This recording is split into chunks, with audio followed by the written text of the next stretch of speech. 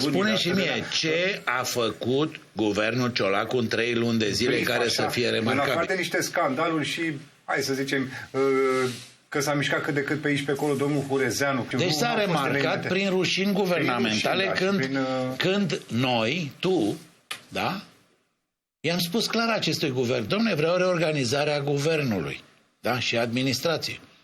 0. Vreau reducerea personalului bugetar. S-a redus prin creștere. Vreau măsuri de creștere a natalității. Păi cum? Nu avem bani. Vreau investiții strategice în educație și infrastructură, i-ai spus. Și vreau cel mai important lucru, investiții în apărare. S-a întâmplat ceva din aceste așteptări ale tale? Unde sunt banii din PNRR?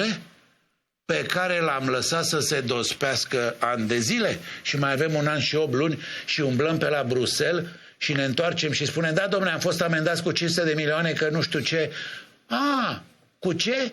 Păi l-ai pus pe vărutul la firma de stat și pe cumnatul tu și pe cuscru și pe consătenii tăi în loc să faci concurs. Și ce am pierdut eu? 500 de milioane de dolari din PNRR. Și vine Boloș și spune, dom'le, riscul de pierdere a banilor există, nimeni nu poate garanta că toate cele 13 obiective de investiții le facem în lunile astea. Mai vrei să spui ceva cu guvernul ăsta?